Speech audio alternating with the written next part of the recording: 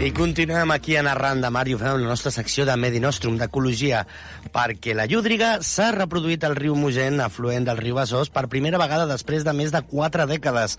Així ho ratifiquen les imatges enregistrades amb les càmeres de fototrampeig instal·lades en el marc del projecte de seguiment i estudi de la llúdriga a les conques del Besòs i del Torder, i que estan duent a terme l'Observatori Ribus i la Fundació Barcelona Zoo amb el suport del Departament d'Acció Climàtica. Al Mogent s'hi han detectat una femella i 2 cries nascudes a l'estiu. La contaminació de les aigües, la persecució humana i la degradació de l'habitat van provocar la desaparició de la llúdriga a la zona fa molts anys, però ara ha tornat. Per parlar de llúdrigues i del seu retorn en aquest afluent del Besòs tenim l'Arnau Tolrà, un dels principals investigadors del projecte. Arnau, bona tarda, benvingut a Arran de Mar. Hola, molt bona tarda. A veure, dèiem que feia 4 dècades que no tornava la llúdriga en aquesta zona. Per què ho ha fet? Quins han estat els condicionants que l'han animat tornar en aquesta zona del riu Mogent? Sí, mira, com deies, la llúdriga va desaparèixer de la conca del Besòs fa més de 4 dècades, no? Llavors, en els últims anys veiem que va retornant una mica com gotes, no? Llavors, fa 3 anys vam trobar el primer grup familiar, no?, que va ser una gran notícia, i a partir d'aquí s'ha anat reproduint un cop per any. Val? Així, tenim una població molt petita, realment, que reprodueix un cop per any i es reprodueix en els sectors on ella troba que estan millors, no?, per les seves necessitats, és a dir, que tenen més menjar, més refugi, que estan tranquil·les, és a dir, on hi ha un hàbitat de més qualitat, no? Llavors aquests sectors es troben en afluents del Besòs, en altres anys havia sigut el Congost, el Ripoll, i aquest any ha estat el Mogent.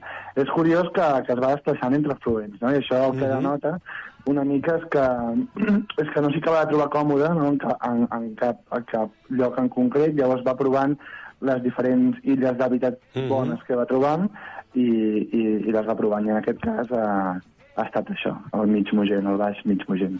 I el baix mig Mogent que dius, té aquest problema, per exemple, que té carreteres a la zona o contaminació d'aigües. També s'estan enfrontant amb aquests problemes allà?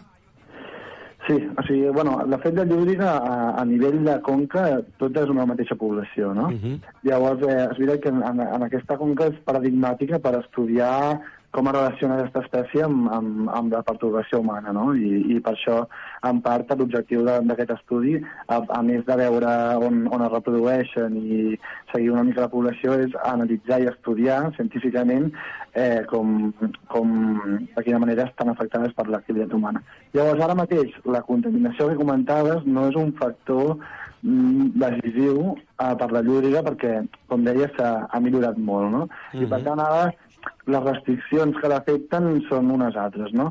Que són, per exemple, la simplificació de l'hàbitat, no? O sigui, necessiten les zones on el riu va més lliure, té més espai, hi ha més extensió d'hàbitat, hi ha més qualitat d'hàbitat, no? Hi ha més peixos, hi ha més amfibis, que són les seves preses, i també en una zona tan humanitzada, no?, i que hi ha tanta gent, doncs també és una mica afectada pel que és la freqüentació humana, no? I les zones on hi ha molta gent al riu, doncs, està bé perquè pot gaudir la gent, però és veritat que espècies sensibles i que tenen por a l'ésser humà, doncs es veuen ressentides, llavors busca zones una mica més tranquil·les, més inaccessibles. Llavors, en aquesta zona ha trobat un segment de riu que compleix encara els requisits. A més, és el que comentàvem, que la conca del Besòs, si no m'equivoco, ja feia com uns 5 anys, una cosa així, que ja s'havia començat a poblar de llúdrigues, però ha estat precisament aquestes conques, no?, on han anat com dividint-se, no?, i anant-se cap a dalt buscant altres jocs, no? Bé, no, de fet, o sigui, la llúdriga ja fa més de 10 anys que es detecta la conca del Besòs en general, no? Però hem d'entendre a la població de llúdriga d'una conca com que és, com comentava, és tota una mateixa, no? Perquè tenen una gran mobilitat, les llúdrigues. Llavors, quan no reprodueixen, es poden moure 10-15 quilòmetres al dia, i, per tant, la llúdriga que un dia està al Mogent pot estar al Besòs el dia següent, no? Llavors, elles, a partir d'aquesta mobilitat, van explorant, el que fan és seleccionar els millors llocs per passar més temps i per reproduir-se. Jo he sentit que són molt territorials, les llúdrigues. Són animals, no?, que defenen molt el seu terreny, no?, podríem dir? Bueno, no seria la característica més certera de la llúdriga, perquè tenen un caràcter nòmada, en general. O sigui, quan no reprodueixen, els individus no reproductors són molt viatgers i no tenen un refugi establert. per tant no defensen un territori.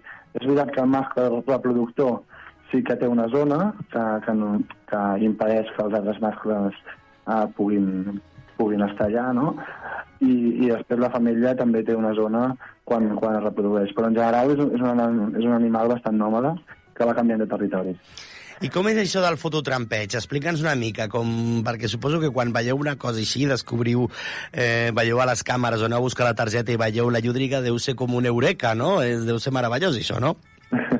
Sí, bueno, quan comences, no? Quan veus aquestes imatges sempre és a veure què ha sortit avui, no? Però és veritat que ara el fototrampeig l'utilitzem més com un complement, com una eina complementària després d'estudi per rastres, no? O sigui, nosaltres monitoritzem la població utilitzant els rastres, que el nombre d'excrements, per exemple, ens indiquen, no sé, variables de densitat, d'abundància de la llúdriga, que estan bastant fiables, no? I això ho utilitzem per fer ciència. I llavors, quan veiem una zona que té molts rastres, no? O que ha pujat molt els rastres, molts excrements, llavors posem càmeres per veure què està passant allà, no? O sigui, realment els trams de riu que tenen més rastres acaben sortint que són on estan les ursa familiars, no? Perquè, evidentment, 3 llúdrigues en un lloc doncs caguen més i marquen més petjades que no una.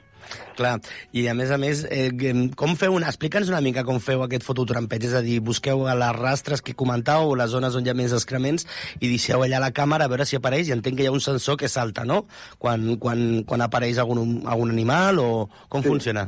Sí, el fototrampeig és ben bé això, no? O sigui, deixes la càmera enfocant on penses que pot passar l'animal, no?, on hi ha les petjades, llavors aquesta càmera està allà durant dies, setmanes, inclús mesos, i va gravant tot el que va passant per davant, no? Tant llúdrigues com guineus, com senglars, com teixons. Llavors, quan la vas a revisar, tens la targeta i tens tots els animals que han passat per aquell punt determinat, els has filmat. Sí, per tant. I Arnau, com beneficiarà això l'ecosistema de l'afluent del Besòs, l'aparició de la llúdriga? Com beneficiarà això a aquesta zona? Com beneficia? Més que beneficiar, la llúdriga és una senyal de que alguna cosa hem fet bé, no? O sigui, la recuperació de la llúdriga és això, una senyal de que l'ecosistema està funcionant, no? Si hi ha llúdriga vol dir que hi ha altres espècies importants, no? Com els peixos, els quals s'alimenten, els amfibis, els crancs. Llavors és això, és un indicador de que hi ha una funcionalitat en l'ecosistema i, per tant, bueno, les característiques que estudiem que beneficien a la llúdriga són extrapolables a altres espècies, no? Per tant, protegint la llúdriga, estudiant la llúdriga, al final estem una mica protegint tot l'ecosistema, que és l'objectiu també del projecte. I ja no et marejo més, Arnau. Si la gent ve una llúdriga, que no la maregi, no? Que no estigui acusant-la, perquè es podran veure aquestes llúdrigues, no? Com passi més temps i més protegides estiguin, tot i que fugen al ser humà, doncs també nosaltres ens les anirem trobant, no? Què hem de fer realment si tenim un avistament de llúdriga? Clar, sí. Si tenim un avistament de llúdriga, és veritat que no és molt comú, perquè són animals més nocturns que diurns i s'amaguen molt, però bueno, si tenim la sort de veure-la, això, no? O sigui, respectar la distància, gaudir de l'observació, però mai anar allà on és ella, a fer-li la foto de prop, perquè l'estaríem molestant i segur que fugiria. Doncs molt bé, us felicitem, la veritat, perquè alguna cosa s'està fent bé si les llúdrigues comencen a aparèixer als rius del nostre país, als rius i afluents del nostre país. Arnau, t'agraïm moltíssim que hagis estat avui amb nosaltres a Ran de Mar explicant-nos aquest meravellós descobriment i esperem que vagin criant més, d'acord? Molt bé, moltes gràcies a vosaltres. Gràcies, Arnau.